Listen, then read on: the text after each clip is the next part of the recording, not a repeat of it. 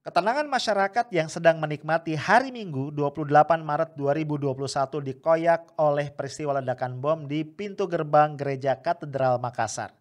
Presiden Joko Widodo langsung menyatakan kutukan keras terhadap peristiwa ini.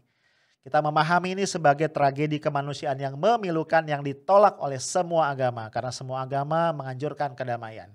Di sisi yang lain, kita tentu menyayangkan karena kutukan keras yang serupa tidak disampaikan Pak Jokowi dalam tragedi kemanusiaan yang lain yang menimpa 6 laskar FPI dalam insiden kilometer 50 tol Jakarta Cikampek.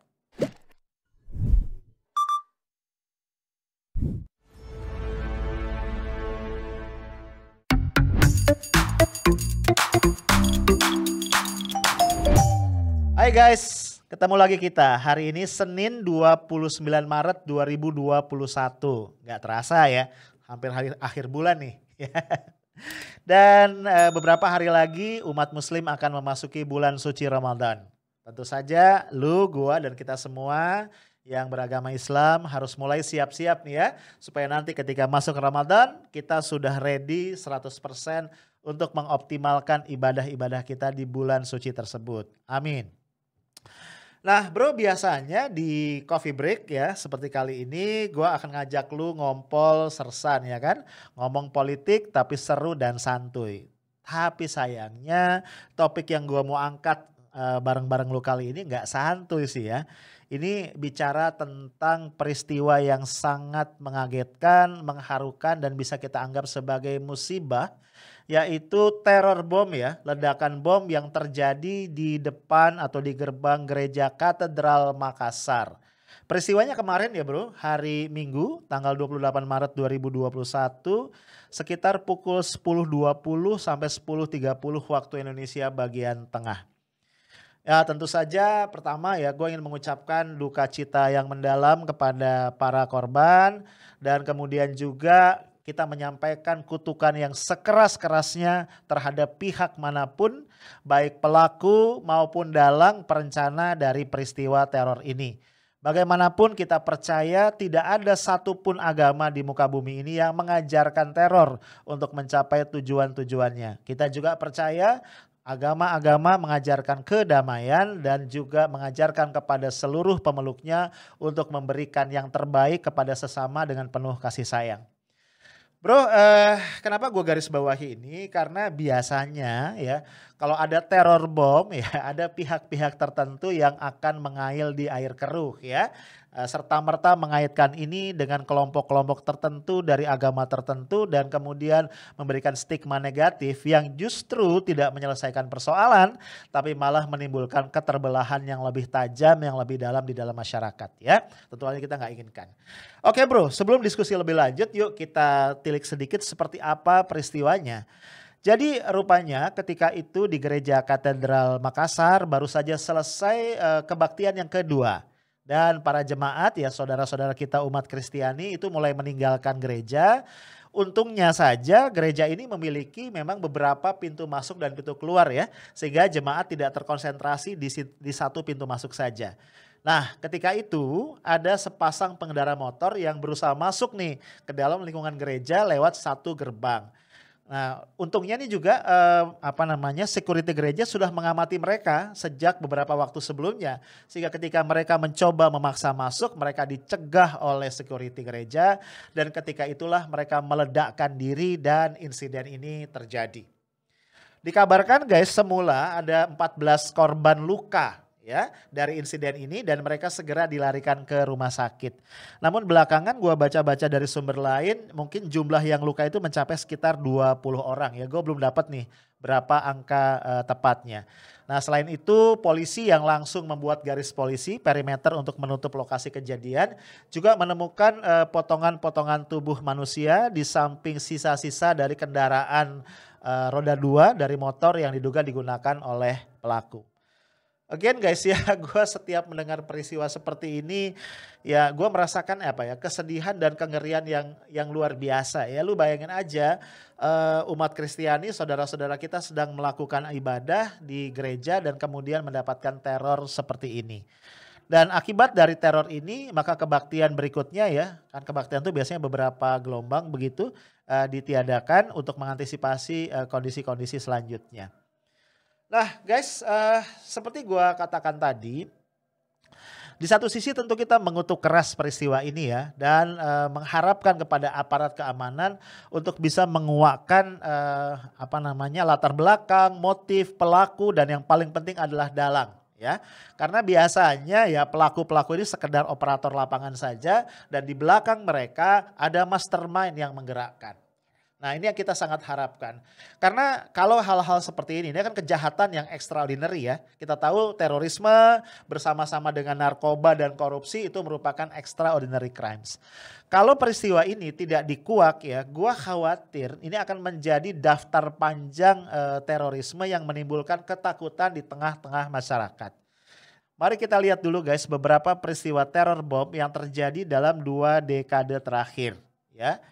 Pertama adalah bom Bali pertama tahun 2002, kemudian bom Hotel JW Marriott tahun 2003, kemudian bom Bali kedua tahun 2005, bom Ritz-Carlton tahun 2009, kemudian bom di Masjid Az-Zikro Cirebon pada tahun 2011, bom Sarinah pada tahun 2016, kemudian bom di Mapolresta Solo pada tahun 2016. Lalu ada bom di Kampung Melayu tahun 2017, dan bom Surabaya serta Sidoarjo pada tahun 2018. Jadi peristiwa pengeboman terakhir adalah 3 tahun yang lalu ya. Guys, kembali ya, tentu saja kita mendorong ya dan meminta aparat dengan sungguh-sungguh untuk fokus menguak peristiwa ini agar tidak berulang. Karena apa? Karena peristiwa seperti ini tentu saja bukan saja mengancam masyarakat ya, kemudian mengganggu rasa aman ya, rasa tentram di tengah masyarakat, tapi berpotensi untuk ditunggangi oleh pihak-pihak tertentu isu ini dan kemudian menimbulkan perpecahan bahkan konflik horizontal yang lebih parah di tengah-tengah masyarakat kita. Apalagi kalau kita lihat ya beberapa tahun terakhir ya masyarakat kita dalam kondisi tidak baik-baik saja secara sosial ya. Pasca Pilkada DKI 2017 dan juga Pilpres tahun 2019 dengan kasat mata kita melihat keterbelahan yang cukup parah di tengah-tengah masyarakat ya. Dan sayangnya ya keterbelahan ini kemudian nampaknya dipelihara bahkan ditunggangi oleh pihak-pihak tertentu.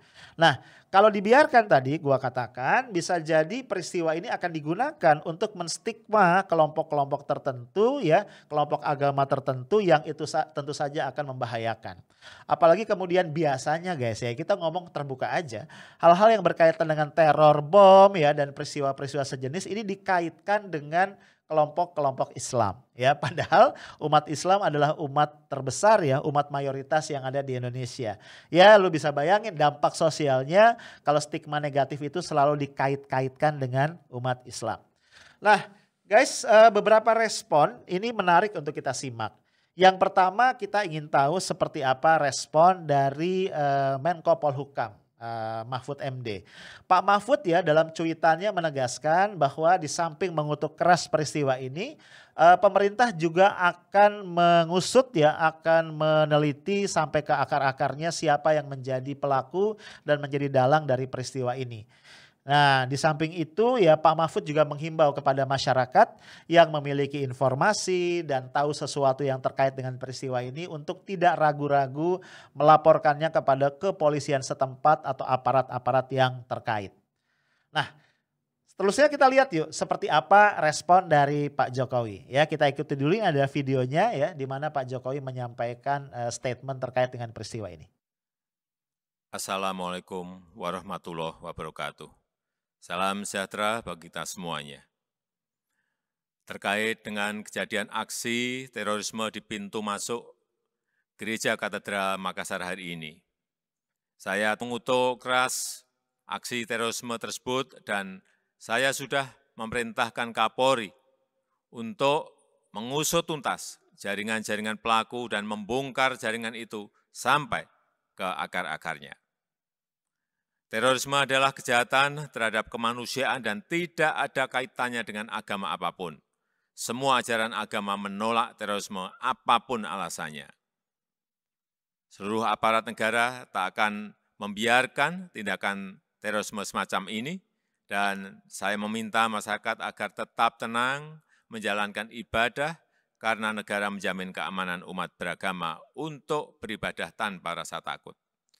Saya mengajak semua anggota masyarakat untuk bersama-sama memerangi terorisme, memerangi radikalisme yang bertentangan dengan nilai-nilai agama, nilai-nilai luhur kita sebagai bangsa yang menjunjung tinggi nilai-nilai ketuhanan dan menjunjung tinggi nilai-nilai kebinekaan. Untuk para korban yang luka-luka, kita mendoakan agar segera diberikan kesembuhan dan negara menjamin semua biaya pengobatan dan perawatan para korban. Assalamualaikum warahmatullahi wabarakatuh. Guys, di dalam statement tadi ya, ada poin-poin yang tentu kita perlu highlight ya. Yang pertama, Pak Jokowi menyatakan mengutuk dengan keras ya, sebagaimana kita semua ya, tentu kita setuju dengan Pak Jokowi. Tindakan terorisme ini adalah tindakan kejahatan terhadap kemanusiaan yang harus dikutuk dengan sekeras-kerasnya ya. Tidak ada tempat dengan alasan apapun kita membenarkan tindakan terorisme seperti ini. Kemudian yang kedua, Pak Jokowi juga menghibur para korban yang luka-luka. Beliau mengatakan agar para korban tidak usah khawatir karena seluruh biaya pengobatan dari para korban ini akan ditanggung oleh negara. Guys, kalau gue boleh jujur ya, ketika melihat respon dari dua pejabat kita ini ya, Pak Mahfud dan Pak Jokowi, gue punya perasaan yang campur aduk ya. Pada satu sisi gue sangat bersyukur ya bahwa Pak Mahfud dan Pak Jokowi mewakili pemerintah itu sudah menunjukkan sikap yang tegas ya. Sikap yang tegas, sikap yang clear bahwa ini adalah sebuah kejahatan besar, kejahatan pada kemanusiaan dan mengutuknya dengan sangat keras. Tentu saja ini mewakili perasaan kita semua sebagai rakyat Indonesia. Namun pada sisi yang lain gue jadi teringat ya, mau gak mau kan ya kita akhirnya komparasi. Kok kita tidak mendapatkan sikap yang clear itu ya dalam insiden kilometer 50 tol Jakarta Cikampek misalnya. Kita tahu dalam insiden tadi masyarakat harus menunggu seminggu kurang lebih ya. Karena peristiwanya itu tanggal 7 Desember ya kalau gua nggak salah. Dan kita baru mendengarkan ada respon atau statement dari Pak Jokowi yang disampaikan di Istana Bogor itu pada tanggal 13 November. Dan bagi sebagian kalangan statement dari Pak Jokowi itu juga sebenarnya cukup mengecewakan ya. Karena Pak Jokowi justru terasa lebih berat membela aparat ya dengan mengatakan bahwa negara tidak boleh kalah dan rakyat tidak boleh sewenang-wenang terhadap aparat. Nah kalau lu ingat ya waktu itu statement Pak Jokowi ini mengundang reaksi yang sangat keras dari banyak pihak. Karena orang mempertanyakan bagaimana ceritanya rakyat yang tidak punya senjata, tidak punya daya upaya itu bisa semena-mena terhadap aparat keamanan yang bersenjata lengkap. Nah guys mungkin dalam kesempatan kali ini gue kalau boleh ya ini ingin mengimbau kepada pemerintah. Karena dari beberapa teori yang dikemukakan oleh para ahli, para pakar mengenai terorisme ya. Seringkali terorisme ini berkaitan erat dengan adanya rasa ketidakadilan yang mengkristal di dalam masyarakat. Ya again gue ingin katakan disclaimer ya. Kita tentu sama sekali tidak mendukung terorisme, kita mengutuk keras.